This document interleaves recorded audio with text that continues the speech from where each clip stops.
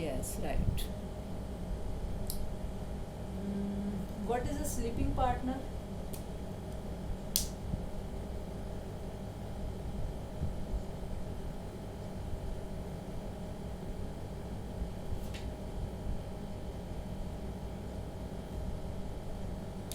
Yes. Does partnership firm has a separate legal entity?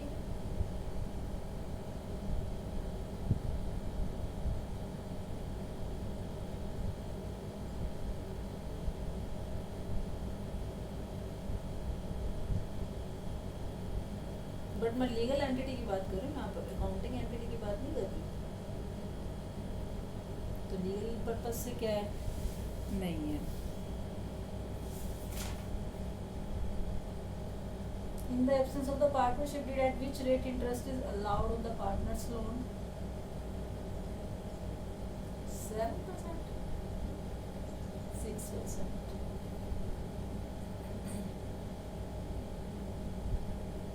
Kavita and Lakshmi, they run a charitable dispensary. Kavita wants to have a partnership deed. What is your opinion? Is there any need of partnership deed or not?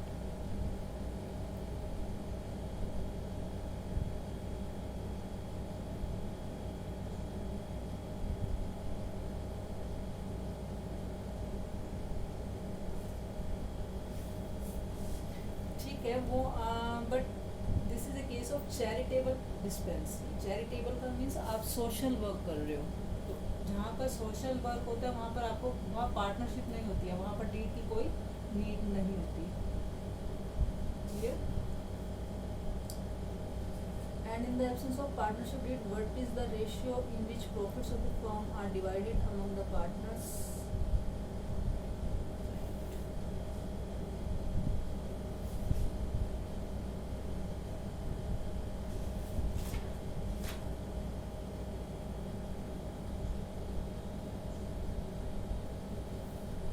क्या कह रहे हो? Okay, unit test. तो अभी तो आपका only आप कह रहे हो ना एनपीओ ही हुआ है।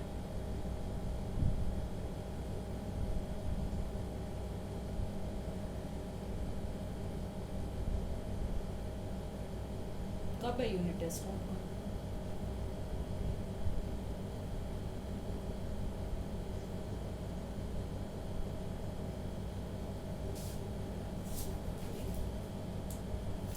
तो आपका वैसे देखो एनपीओ तो स्कूल में हो चुका है, तो अभी एनपीओ तो इतनी जल्दी, क्योंकि ये चैप्टर ही इतना लेंथी है, आपको इसी में ही टाइम निकल जाएगा। आपको मैं ये करवा रही तो ये मैं आपको अच्छे से करवा दूंगी। एनपीओ जितना आपने किया हुआ स्कूल में आप करो, कोई डाउट होगा तो वो हम उसमें क्लियर कर लेंगे, क्योंकि देखो अभी ये चल रहा है ना, सीक्वेंस में ही लेके चलेंगे। अदरवाइज क्या हो जाएगा कि पार्टनरशिप का ये फर्स्ट चैप्टर थोड़ा लेंथी है, क्योंकि इसमें बहुत सारे कॉन्सेप्ट्स हैं। उसके बाद थोड़ा इजी है तो उसमें ज़्यादा टाइम नहीं लगेगा, बट इस चैप्टर को जितना ज़्यादा टाइम दोगे आप उतने ज़्यादा कॉन्सेप्ट क्लियर होंगे और आगे फिर आपको डाउट्स नहीं आएंगे। ठीक है, आपको मैं ये तब तक करवाती रहूँगी, साथ में आप करते रहो अपना उसकी प्रैक्टिस एनपीओ की। जो डाउट होंगे उन उसको ले लेंगे हम। अच्छा ठीक है, अभी तो खैर ऑनलाइन ही चल रहा है तो ऐसी भी कोई वो नहीं है। और इसमें 10 मार्क्स का ही आना होगा एनपीओ तो आपका। ओके चलो ठीक है, क्योंकि देखो यूनिट टेस्ट के अकॉर्डिंग चलेंगे ना, फिर हम सिलेबस उस टाइप से कवर नहीं कर पाएंगे। मतलब अगर मैं फाइनल एग्जाम्स के पर्पज से बात करूँ तो यूनिट टेस्ट का के कंसीडर करते हुए फिर मैं जल्दी आपको सिलेबस नहीं ले सकती इस टाइप से, फिर सारे कॉन्सेप्ट बीच में रह जाएंगे, फिर कोई बेनिफिट नहीं होगा।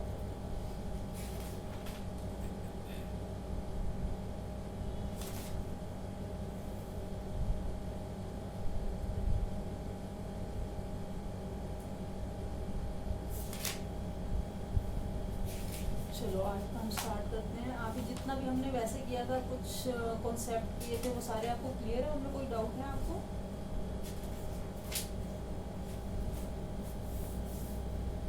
चलो उसी का एक मैं आपको एग्जांपल दिखा देती हूँ।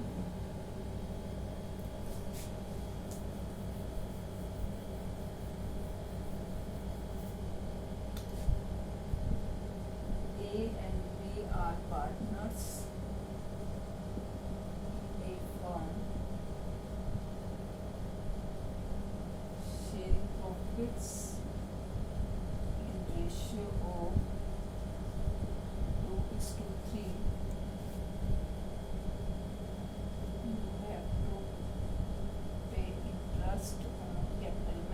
शॉर्ट फॉर्म लिख रही हूँ, लेकिन आपको कभी भी एग्जाम में शॉर्ट फॉर्म नहीं लिखनी है, आपको कंप्लीटली लिखना है interest on capital at the rate of 10% per annum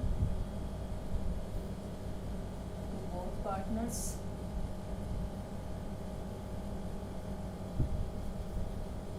capital इनकी है, ए की है 1 लाख और बी की है 50,000। Loss for the year is ₹35,000। Show distribution.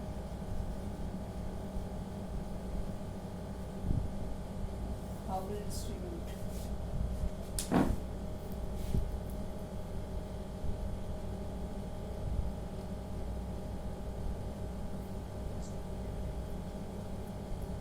आप बताओ। अच्छा ठीक है, P&L एप्रोप्रिएशन लिख दिया मैंने, अब क्या करें?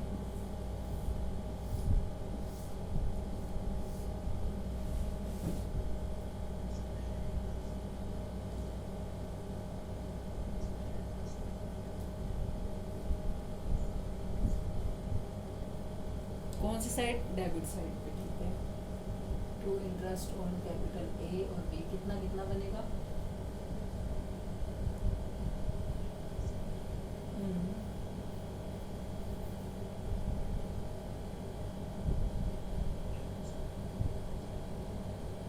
दोनों की जितनी जितनी कैपिटल है ना, इसकी कैपिटल है 1 लाख, तो इसका 10% काउंट करेंगे हम।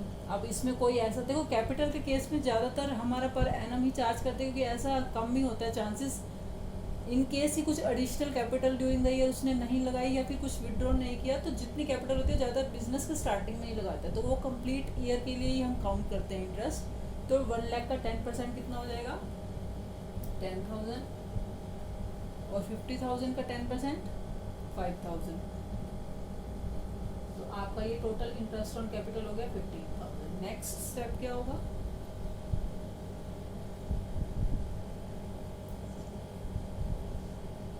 वो है नहीं हमारे पास कुछ भी। प्रणव, मुझे लग रहा है आपने रिवाइज नहीं किया बिल्कुल भी। अगर आपके पास लॉस हो तो क्या आप profit and loss appropriation ready करते हो?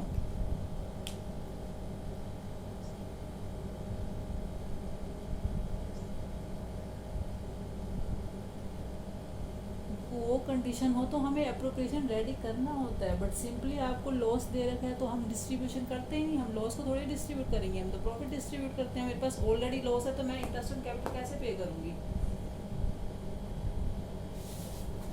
मैं इन कंसेप्ट को एक बार दोबारा आपको रिवाइज करवा रही हूँ, क्योंकि नेक्स्ट जो एंट्रीज करेंगे हम, ये कॉन्सेप्ट क्लियर कर लो, फिर हम वो एंट्रीज करेंगे।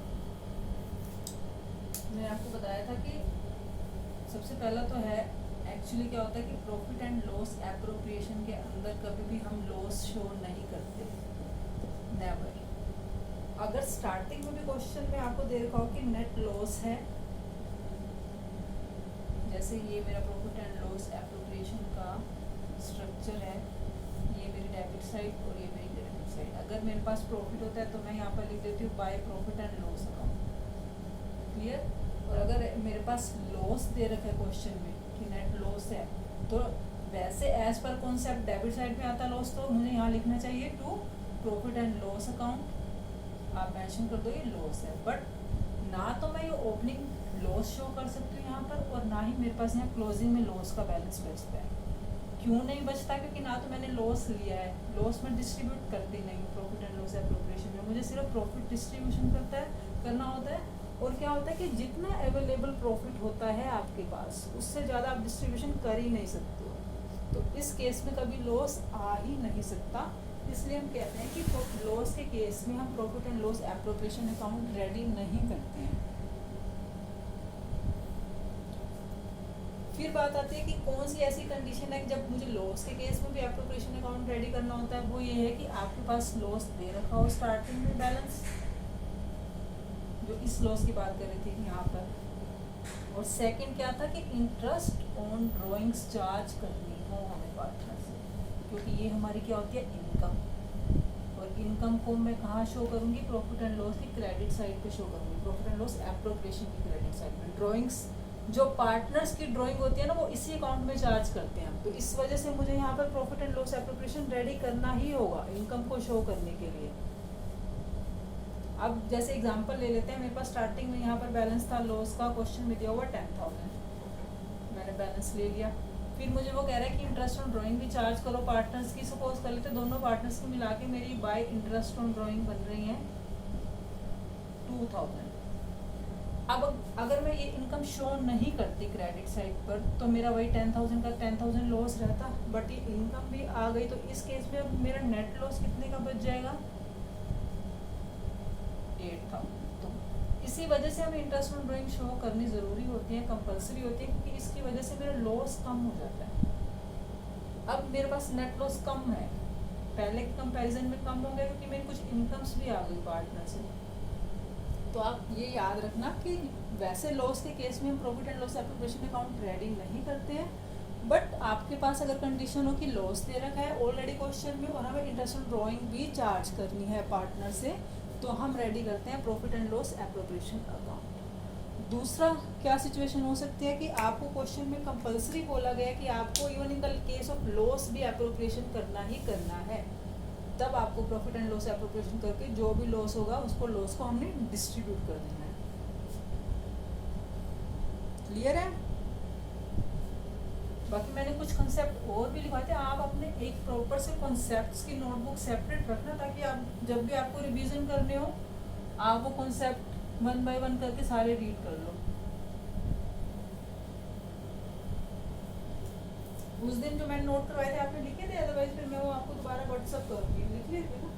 ठीक है। तो आज हम कुछ और एंट्रीज करेंगे, जनरल एंट्रीज।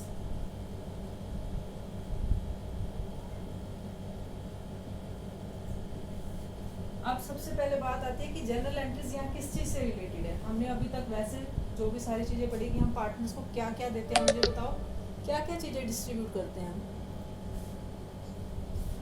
पार्टनर्स को? हम प्रॉफिट कैसे कैसे फॉर्म में डिस्ट्रीब्यूट करते हैं?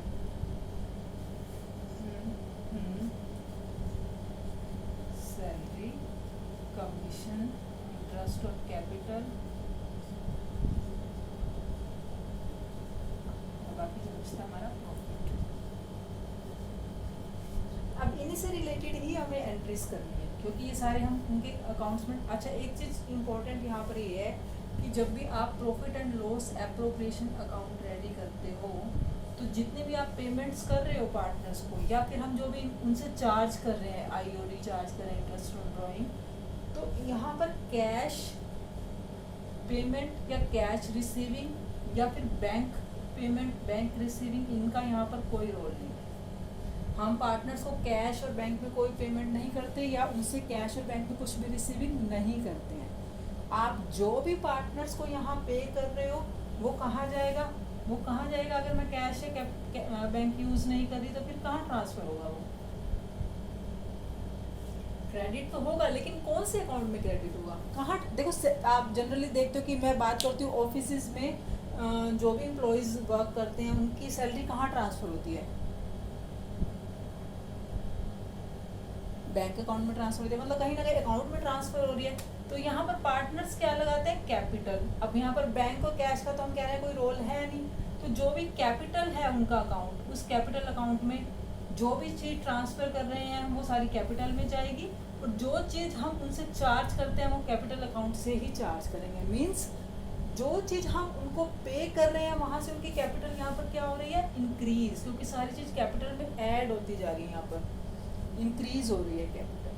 तो जब भी आप उनको पे करोगे तो उनकी कैपिटल और क्रेडिट हो जाएगी, और जब आप उनसे कोई चार्ज करोगे इंटरेस्ट ऑन ड्राइंग तो वो भी अपनी कैपिटल में से ही पे करेगा आपको। मीन्स उसका कैपिटल डिक्रीज हो जाएगा। यहाँ पर जब आप पे करते हो तो कैपिटल हो जाएगी डिक्रीज, जब हम पे करते हैं उनको तो उनकी कैपिटल हो जाएगी यहाँ पर इंक्रीज। मीन्स इंक्रीज हो रही है तो आप करोगे क्रेडिट और डिक्रीज हो रही है तो आप क्या करोगे? डेबिट उसकी कैपिटल को। क्लियर है? ठीक है, अब इसी से रिलेटेड एंट्रीज करेंगे।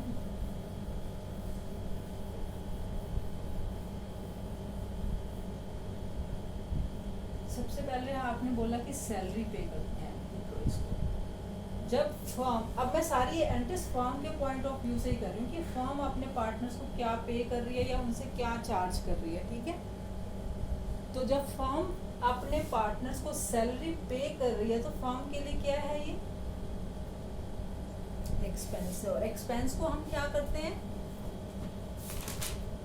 डेबिट करते हैं। तो यहाँ पर आप क्या लिखोगे, जो हम सैलरी पे कर रहे हैं, किसी न किसी पार्टनर की सैलरी है, partner salary account debit to, कहाँ पर ट्रांसफर होगी कैपिटल, तो यहाँ पर आ जाएगा partners capital account, being salary transfer to partners capital account. Clear? अब हमने सैलरी उनको दे दी, मैंने अभी इसका एक इफेक्ट दिखाया कि मैंने एक्सपेंस बुक किया पार्टनर की सैलरी का, मैंने बुक कर ली कि मुझे पार्टनर को सैलरी देनी है। अब इस जब भी आप कोई एक्सपेंस करते हो, मैं अब जनरल एग्जांपल लेती हूँ प्रॉफिट एंड लॉस अकाउंट का, आप सारे एक्सपेंसेस यहाँ पर शो करते थे ना डेबिट साइड पे, रेंट, इलेक्ट्रिसिटी, वाटर, सारे। क्यों? क्योंकि हम एक्सपेंसेस को कहाँ ट्रांसफर करते हैं, हम एक्सपेंसेस को बैलेंस शीट के अंदर तो नहीं ले जाते हैं, उनको हम प्रॉफिट एंड लॉस अकाउंट में दिखाते हैं सारे जो भी एक्सपेंसेस होते हैं, है ना। तो ऐसे जो पार्टनर्स के एक्सपेंसेस है वो मैं कहाँ शो करती हूँ एप्रोप्रिएशन में। तो अब इस सैलरी को मैं कहाँ ट्रांसफर कर दूंगी, अब मैं इसको ट्रांसफर कर दूंगी P&L एप्रोप्रिएशन अकाउंट में। तो यहाँ पर P&L एप्रोप्रिएशन अकाउंट डेबिट, क्योंकि आपने देखा भी है कि जब मैं P&L एप्रोप्रिएशन रेडी करती हूँ यहाँ पर, तो हम डेबिट साइड पे क्या शो करते हैं, सैलरी, जो भी कमीशन पे करनी है, इंटरेस्ट ऑन कैपिटल, वो सारा डेबिट में आ जाता है। इसलिए प्रॉफिट एंड लॉस एप्रोप्रिएशन को मैंने कर दिया डेबिट, और टू अब इस सैलरी को मैं कर दूंगी पार्टनर सैलरी क्रेडिट। यहाँ पर आप नरेशन मेंशन कर लोगे कि being salary transfer to profit and loss appropriation account.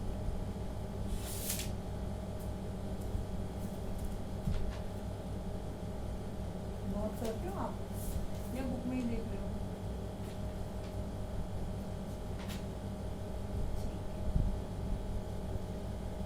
ऐसे अगर आपको कमीशन पे करना है, वो भी एक्सपेंस है, तो आप सैलरी की जगह क्या लिख दोगे यहाँ पर कमीशन, और फिर इसी को ट्रांसफर करेंगे तो यहाँ पर क्या आ जाएगा कमीशन। मीन्स जिस भी फॉर्म में आप एक्सपेंस कर रहे हो, कोई वो एक्सपेंस पहले होगा डेबिट, क्योंकि हम एक्सपेंसेस को करते हैं डेबिट, और वो कहाँ जाएंगे एक्सपेंसेस पार्टनर्स कैपिटल अकाउंट में। अब फिर इन सैलरीज को, क्योंकि सारे एक्सपेंसेस को हमें शो करना होता है प्रॉफिट एंड लॉस एप्रोप्रिएशन में, तो मैंने इस एक्सपेंस को ट्रांसफर कर दिया प्रॉफिट एंड लॉस एप्रोप्रिएशन में। तो एप्रोप्रिएशन अकाउंट हो जाएगा डेबिट और वो वाला एक्सपेंस हो जाएगा क्रेडिट।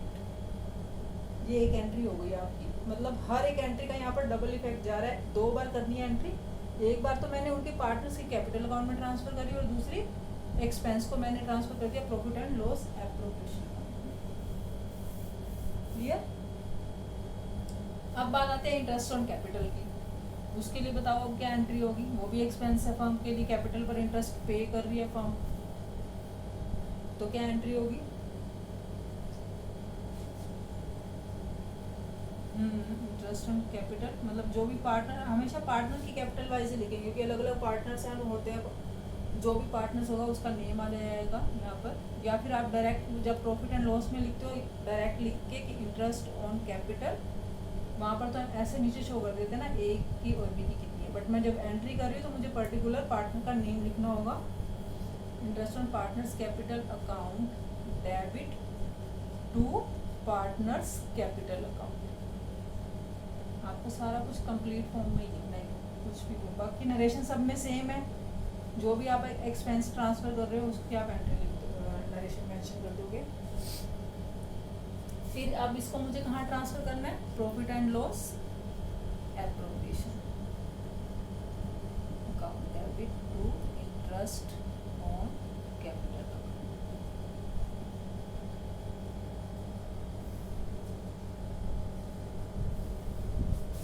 क्लियर है ये वाली भी एंट्री आपको?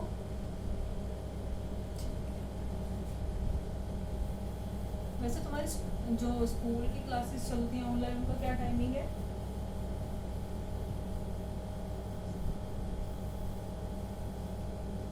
2 बजे तक।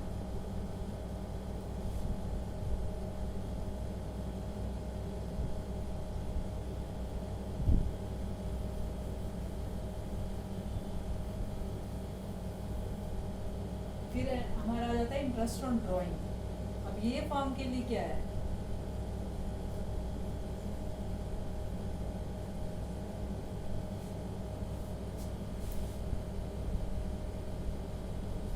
प्रॉफिट नहीं कहोगे आप, इसको क्या कहोगे, फॉर्म के लिए क्या है ये, इनकम है। प्रॉफिट और इनकम में वैसे क्या डिफरेंस है?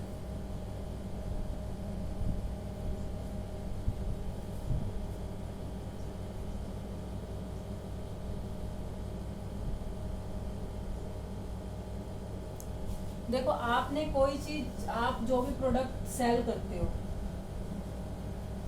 उस सेल करने से जितना भी आपका अमाउंट आपको रिसीव होता है, एक टाइप से वो आपकी इनकम है।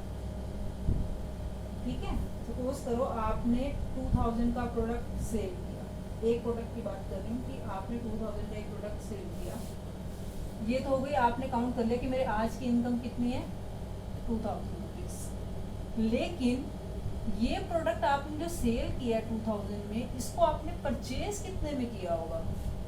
सपोज करो आपने इसको परचेज किया था 1400 में। तो अब मैं देखूंगी ना, अब यहाँ पर मैं देखूंगी कि ठीक है मेरा नेट प्रॉफिट कितना निकलेगा। भाई आपने सेल तो किया इतने में, लेकिन उसको लाने में भी तो कुछ एक्सपेंस किया था, आपने परचेज भी तो किया था, परचेज कॉस्ट भी तो है। तो जब भी आप इनकम में से वो सारे एक्सपेंसेस लेस करोगे उस प्रोडक्ट के, तब आपके पास वो फाइनली आएगा प्रॉफिट। अब आप कहोगे कि मेरी 2000 की इनकम है, लेकिन आप ये भूल गए कि मैंने 1400 का तो परचेज ही किया था, मेरी कॉस्ट भी ऑलरेडी मैंने उसमें एक्सपेंस किया उस कॉस्ट का। तो मैंने 1400 जो ऑलरेडी एक्सपेंस कर दिया, वो माइनस करके फिर मैं देखूंगी जो मुझे फाइनल बचता कितना है, कितना सेव होता है मेरे पास अमाउंट, वो आपके लिए प्रॉफिट है। इनकम तो ठीक है, आपने टोटल अमाउंट रिसीव कर लिया, लेकिन टोटल अमाउंट में से जब एक्सपेंसेस उससे रिलेटेड आप लेस करोगे, तो वो फाइनल जो अमाउंट सेव होगा वो आपके लिए प्रॉफिट है। तो इंटरेस्ट ऑन ड्राइंग आपकी इनकम है। अब देखोगे इनकम एक साइड है, उस साइड में एक्सपेंसेस लिखती हो तभी तो मेरा नेट प्रॉफिट या नेट लॉस बचता है ना। अगर आप इसको प्रॉफिट मानोगे तो फिर डायरेक्ट प्रॉफिट हो गया, फिर इसका एक्सपेंस से तो कोई रोल ही नहीं है, ऑलरेडी प्रॉफिट ही है ये तो। अब ये इनकम कहूंगी तो पहले इसमें से सारे एक्सपेंसेस लेस करूंगी, तब मेरा नेट प्रॉफिट आएगा या नेट लॉस आएगा। इसलिए इनकम